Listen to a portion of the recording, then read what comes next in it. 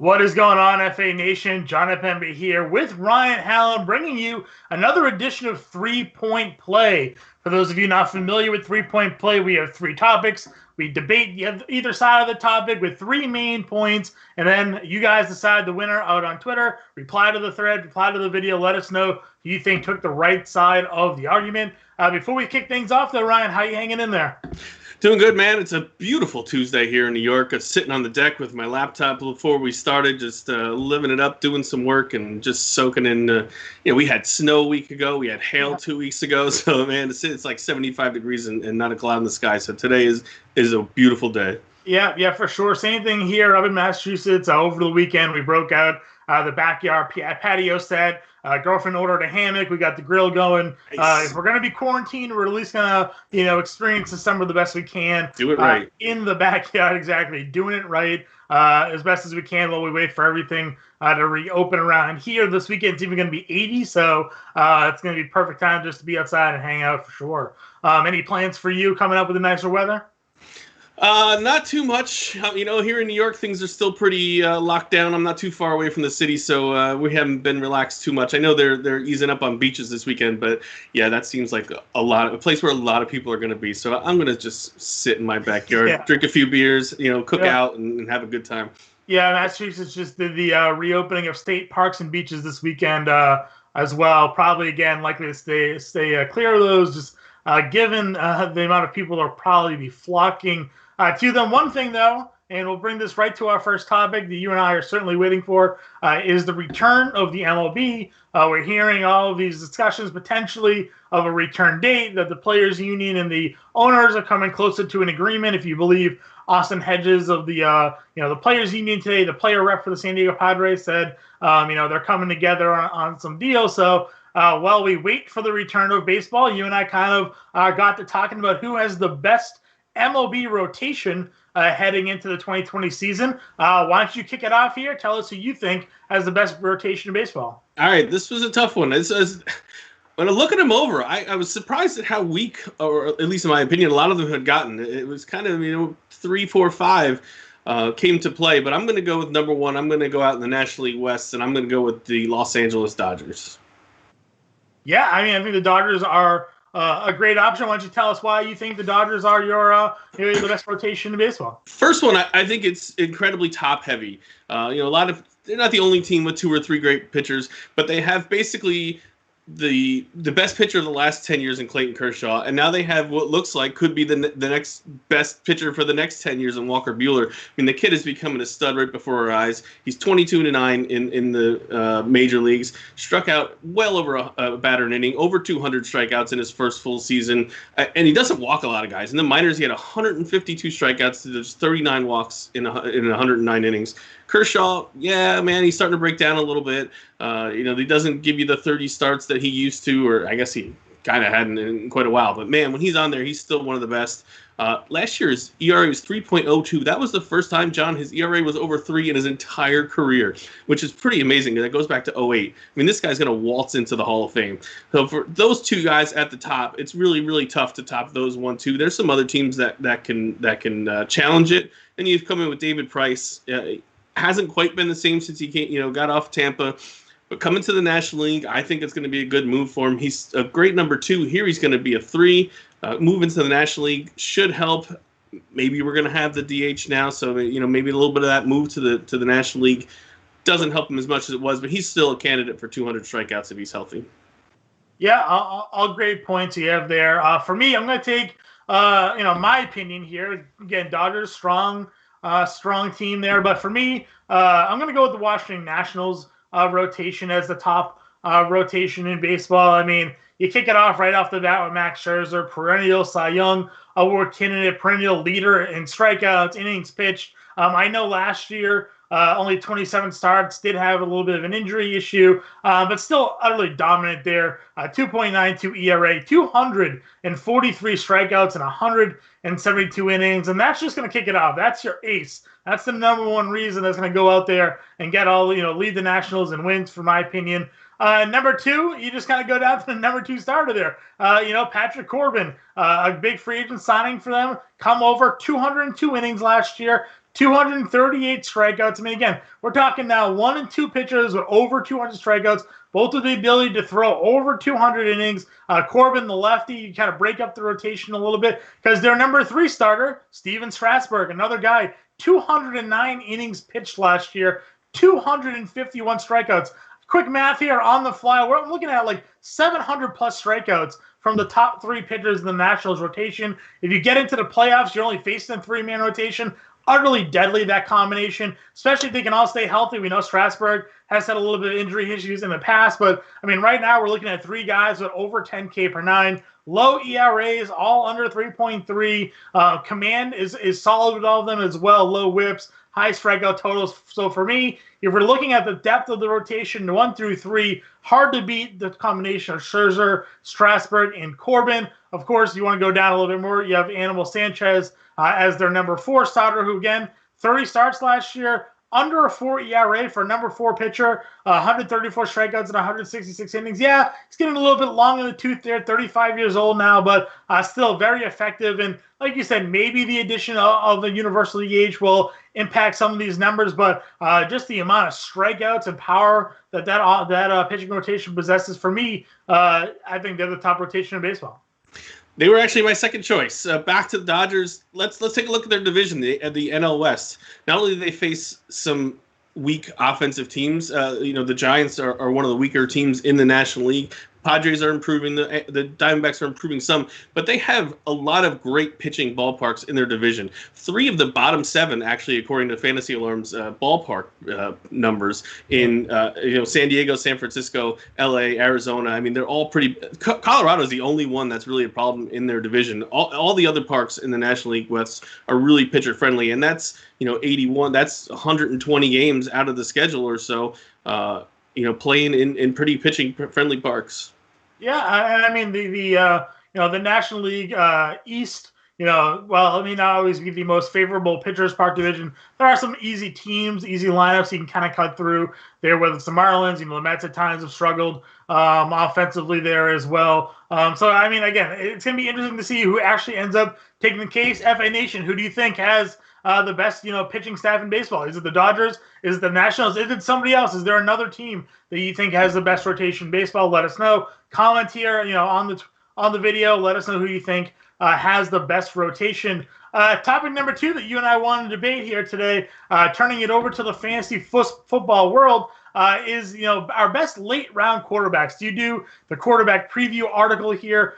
So we're looking at quarterbacks that maybe wouldn't be your traditional QB1 outside the top 12 there for looking at ADPs. I'll kick off this one. For me, I'm going to go with Drew Lock of the Denver Broncos, second-year quarterback there in Denver. And my reasons seem to be pretty simple. Number 1, they invested in the draft. They took Jerry Jeudy, they took Hamler. They already have Cortland Sutton. They got Noah Fant last year.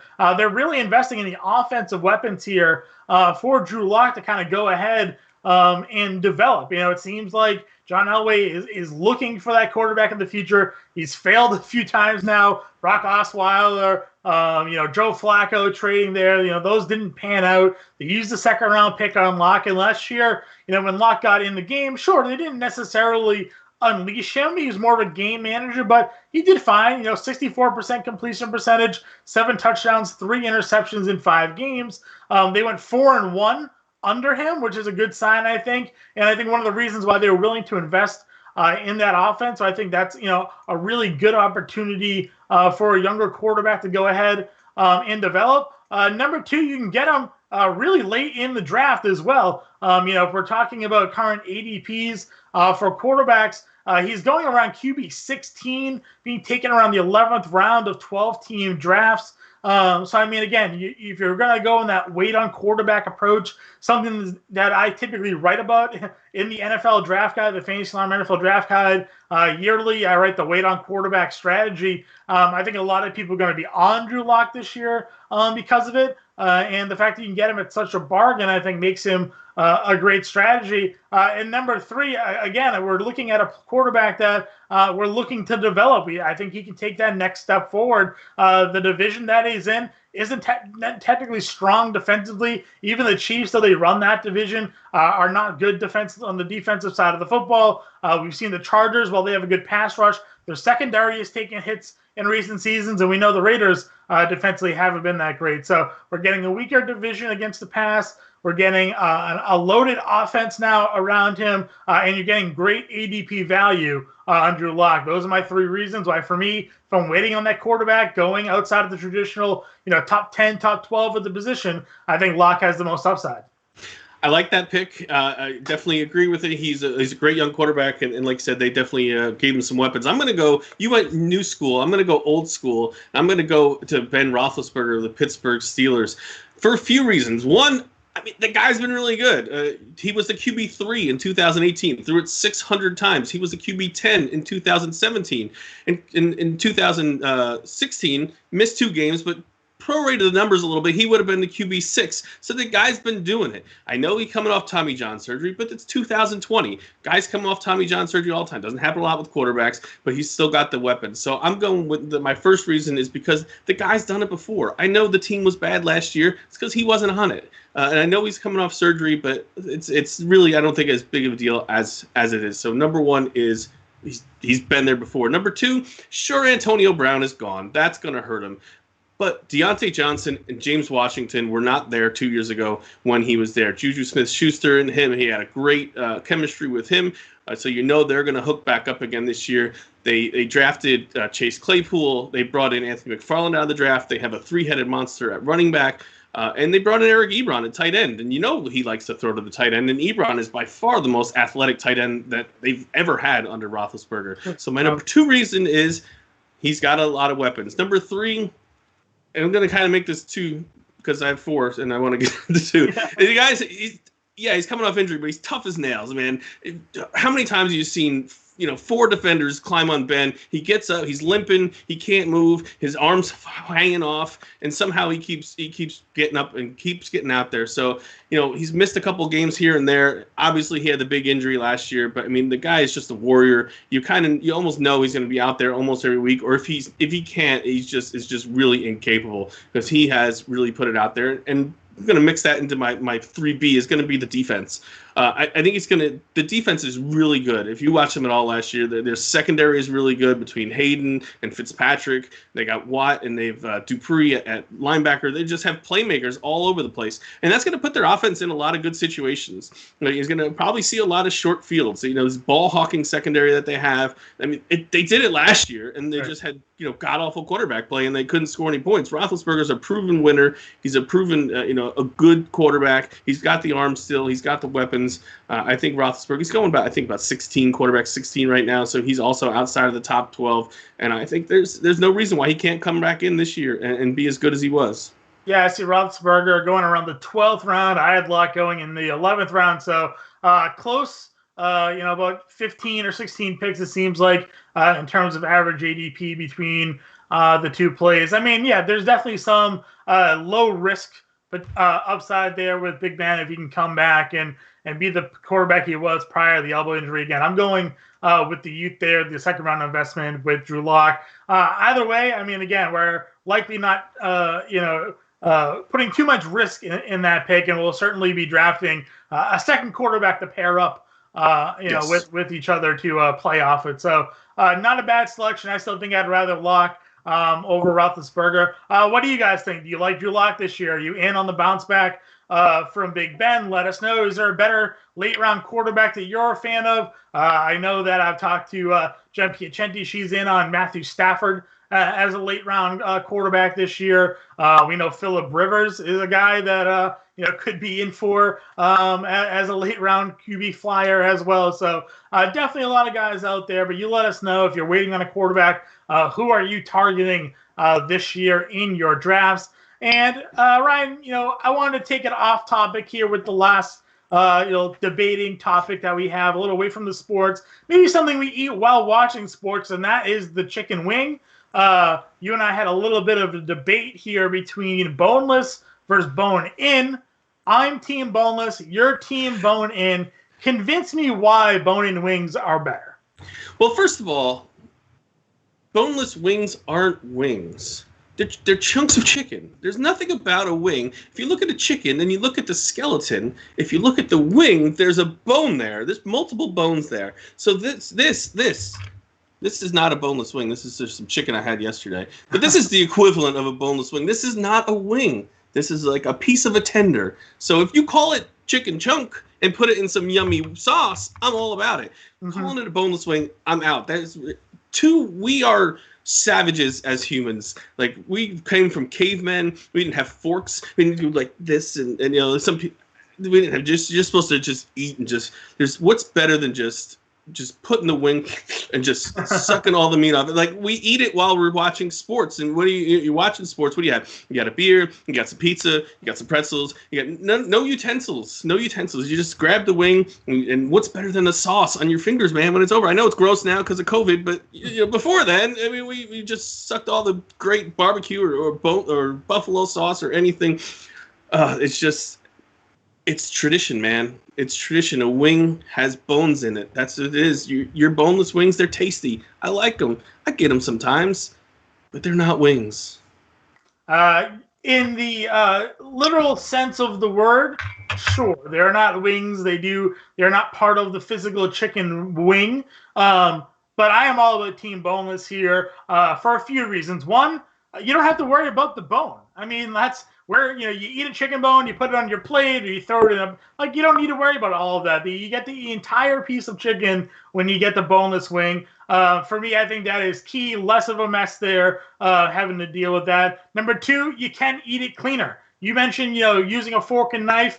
I don't mind that. I like using the fork. To me, that's perfectly fine. It keeps it more sanitary, like you said. Less of a mess on your face, on your hands. You don't have to worry about finding out if there's a wet nap somewhere. You don't have to go waste a bunch of paper towels because your face or hands are all dirty. You don't have to worry about, you know, touching something with, you know, messy fingers and now the sauce is all over the TV remote or your can of soda, your eyes. You don't have to worry about all of that. So being able to use the fork and knife is one of the key reasons why I'm a bigger fan of the boneless wing, number two. And number three, I mean, I know you pointed out the chicken chunks, but where I get my boneless wings, at least, and maybe this is why I am more of a favorite to them, I'm getting like thick chicken strips almost, like boneless chicken strips, you know, classified as boneless wings. So I'm not getting the little bite-sized chunks. I'm not getting the little pieces. I'm getting like a big, meaty piece of chicken as these boneless wings here. And that's something you can't always count on with the bone-in wing. Sometimes, you know, you get more bone than you get meat. Sometimes you get more gristle than you get wing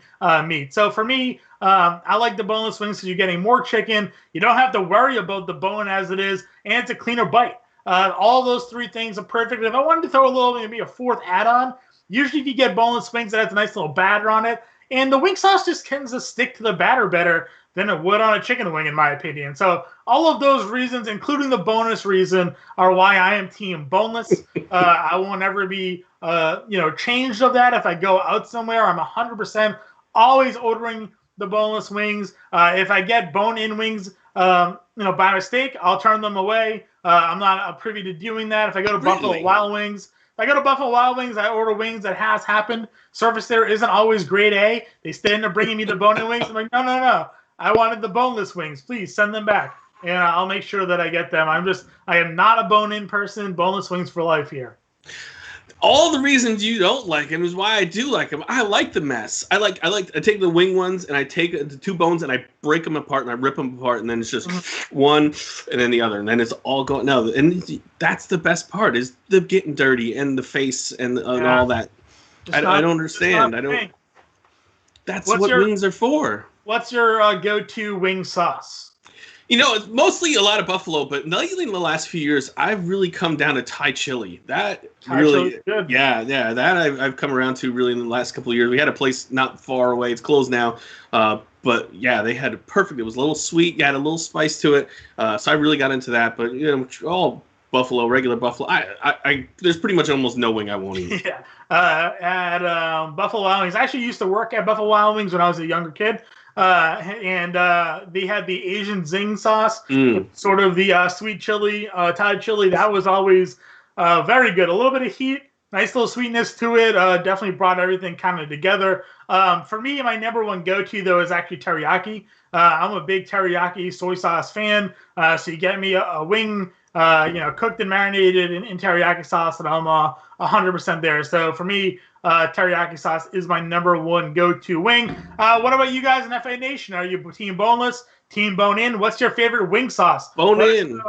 Comment on this video. Let Ryan know. Let myself know who's right here, who's wrong. Give us your opinion. Ryan, this is fun. It was quick. 3 topics, 3 reasons why I got it done. Any final thoughts here before we wrap it up? Now then, going to Fantasy Alarm, not only for this nonsense, but of course all the great sports. As we were waiting for the team sports to come back, still got all the coverage and all the other good stuff.